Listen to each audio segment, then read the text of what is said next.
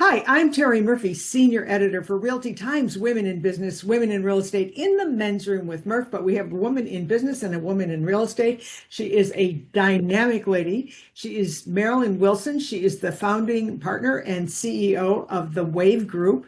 They have been all things real estate since when, Marilyn? Since like 20, 99, early 2000, about 25 years.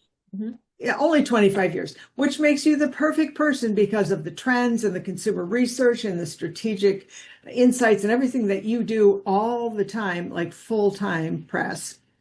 Um, we have the 30-year anniversary of listings on the web. We've got all this data, and here you are in the middle of all of this incredible information. Tell us a little bit about what's happened in the last 25 years with your company. Well, our company started out as just Victor and I, my husband and partner, life partner and partner. And we started this really because I came from the not real estate, excuse me. I came from the consumer packaged goods side of the market. I had nothing to do with real estate, even though when I did our family history, you realized we had 8 generations of real estate people. So it's literally in my blood.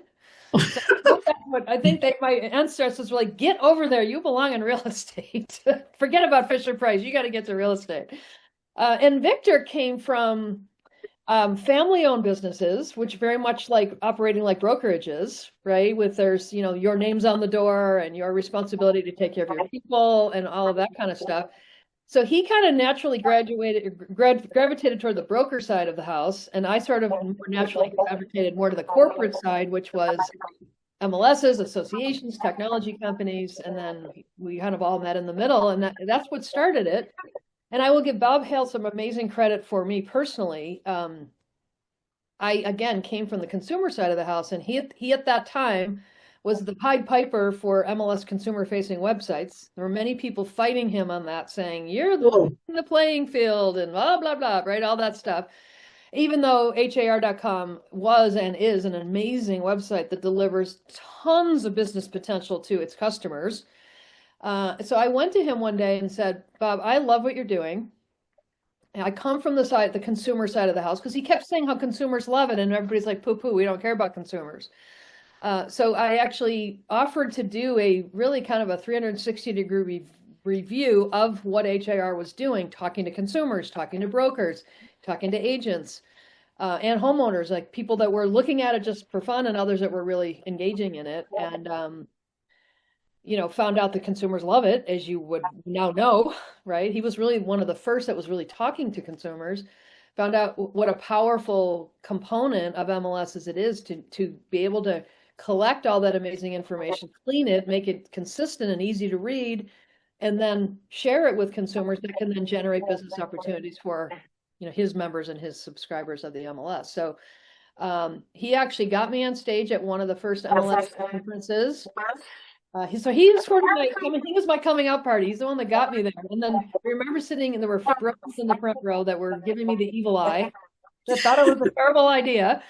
And then over the years, they've realized that, wait, are going to give me free leads that are only part of what I normally pay for my subscription, like compared to 25, 35, 40% of commission, which is what other people are trying to get from me. Let's bring it on and do it work. So that's kind of what he was my first foray, as Bob does for so many people, to get me in front of people and start to show my different kind of experience. Well, actually, we interviewed Bob, and I've known Bob for a long time because I actually was at HAR, Houston Association of Realtors, when we were kicking all this off, because we were taking the tear out of technology worldwide tour, because there was so much fear and jockeying and politics and everything that went on. And so you've been involved in the technology part, RE technology, and marketing strategy. And how has that changed over the last 25, 30 years? Well, I think there's been more of an acceptance of how the ecosystem works together. But there's still a lot of the same, it's kind of like soap operas, you can tune in 10 years later and come back and it's a lot of the same issues. I think the fear of change, the fear of uncertainty, the fear of loss is still very much available and around. Unfortunately, it's the topics and definitions have changed on that, but there's still a lot of that still fear of loss. And One of the things that I still wish that we do more of, and I push for every single day, is that when we're operating, and I'm going to talk specifically about MLSs and associations, when we operate them, we think first and foremost about what's best for the practitioner, not about would we lose customers over it, or will we be less competitive with someone else over it. Like our entities are facilitators of business. They are not the end game. So I like to see when I see people saying, all right, let's talk, and we do this all the time. Let's talk to agents, let's talk to brokers, let's talk to the consumers that they both serve, find out what they need, and then backfill into how the MLS can support that whole ecosystem. It's not about us, it's about the greater good and what we're here to do. So I think we're doing more of that. I still think we can always do more of that. And until we really get to a place where we recognize that we're facilitators and we're not like you say, the end game, or we're not the in and of itself. We're not here to support the MLS. We're here to support the people that become part of the MLS and do whatever we can do to make it profitable for them to live and breathe and thrive in this industry. Well, I think that philosophy is why you were named one of the top 100 most influential people in the real estate business. And the fact that so data, years and years ago, when we were just talking about how years and years ago we're putting all this data together, nobody really knew, you said it was siloed, nobody really knew how it could help. Mm-hmm. But think about the searchability now, where you can look for a home anywhere on the continent. And I was involved when the NASA space team was involved with setting up the geodata system so we could figure that out. And of course, as an agent, I'm going, well, who cares what streets are in Hawaii? We're like so stupid. But now at literally with your fingertips, you can search homes anywhere in the country. And I know that you're part of the group that's worked with MLS International Forum, because now we're expanding to the globe for standardization.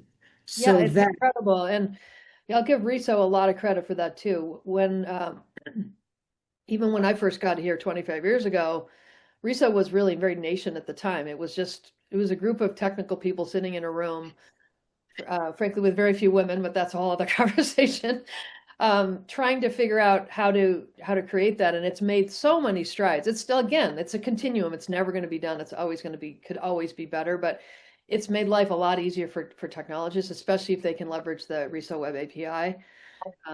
It's made life a lot better, but not without a lot of energy, a lot of support, a lot of, pushing and pulling across the industry to make that work. But it really does make a difference now. It makes innovation a lot easier than it was even a few years ago, which is terrific.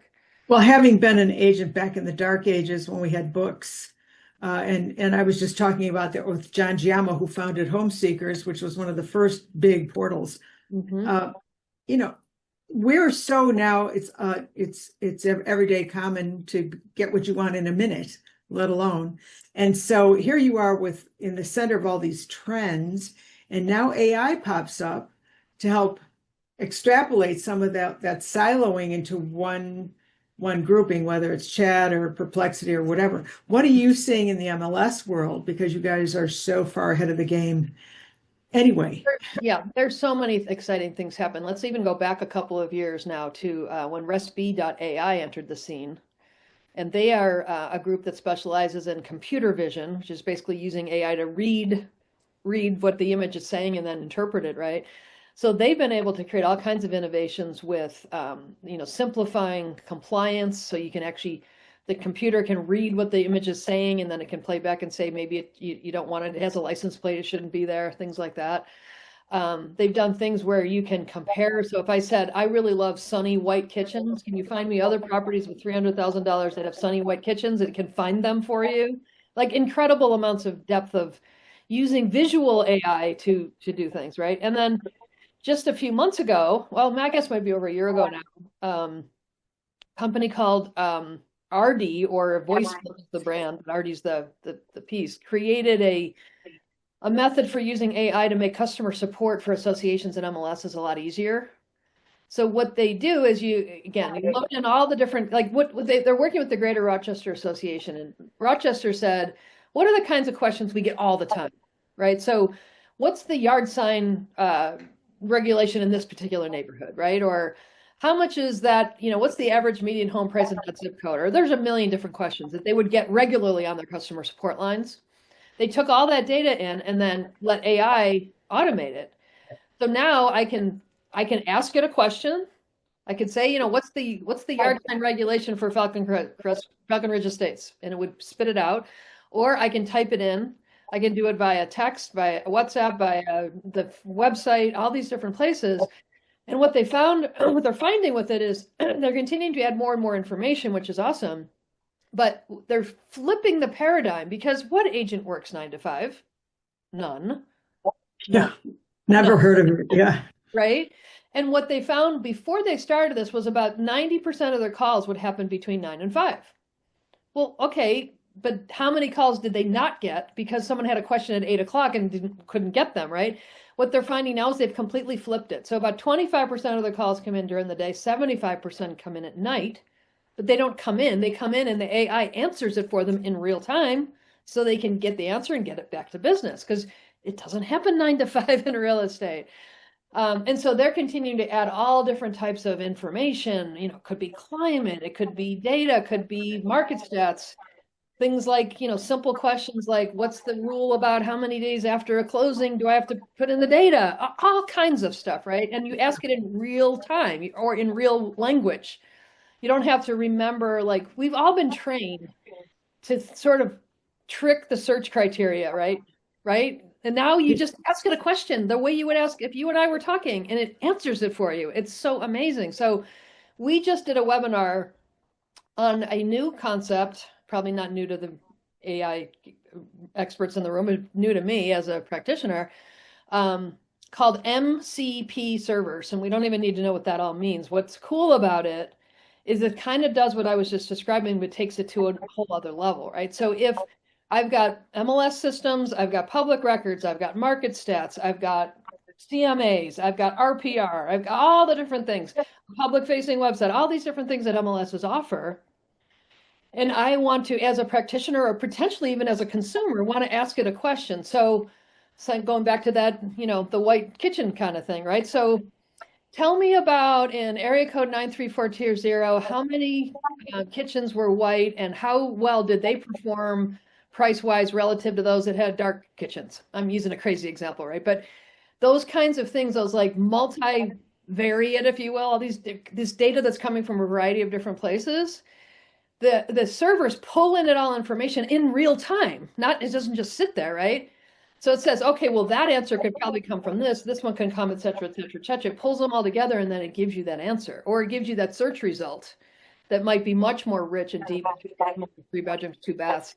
It's incredible, right? So this just happened this week that we started to talk about these kinds of things. Incredible. Why don't you go ahead?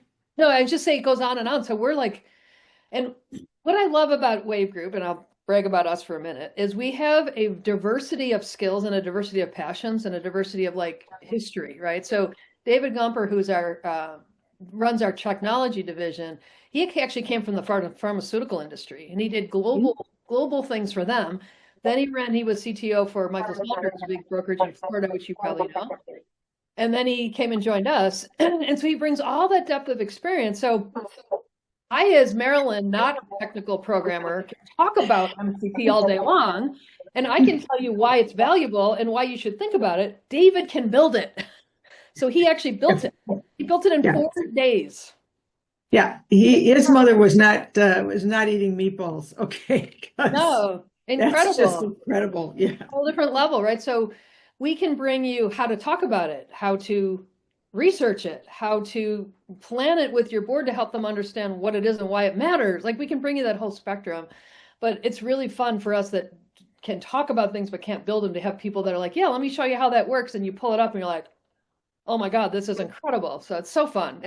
I think this is the most fun time ever. Like, we were around when, I hate to say it, but when the internet happened, right? You were there when we brought the MLS to the world.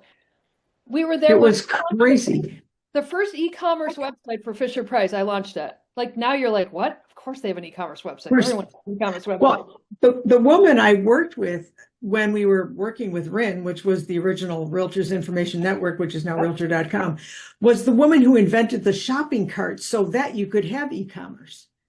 I mean, I had trouble with fractions. This woman was freaking brilliant with math. And I mean, that's to me that's the tapestry of when you put collective intellect together. And what's happened, I think, with data, and you would know this much more daily than I would, and that is that the data has been assimilated in such a way to help us make more informed decisions.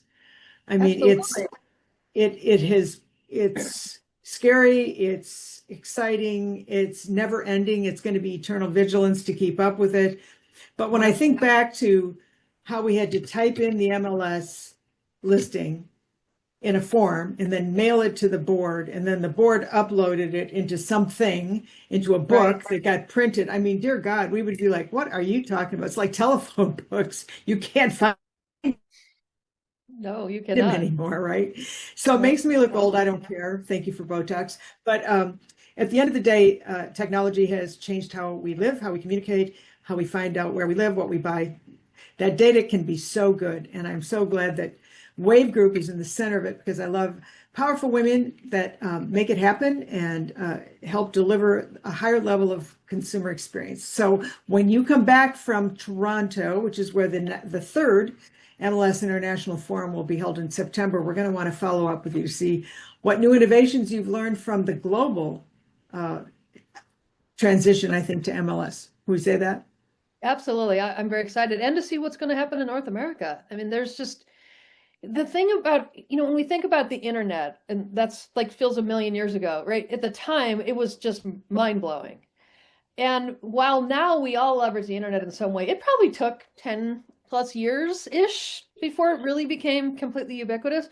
AI is becoming ubiquitous in 10 minutes, not 10 years. It's just going so fast. And to me, that's just fascinating. It's like we're all learning all over again. It's like we're going to go back and say this is when we invented the wheel, is when AI came. Well, exactly. I mean, I've been fortunate enough to be on that early end forever. And so here we are. I mean, television took off. I mean, it's amazing how we've become more modern. I'll say that. But anyway, travel safely. Thank you so much. And thank you to you and Victor for doing such a phenomenal job with RE Technology and the Wave Group. We need you. See you soon. We need you too, Terry. Thanks. Bye-bye.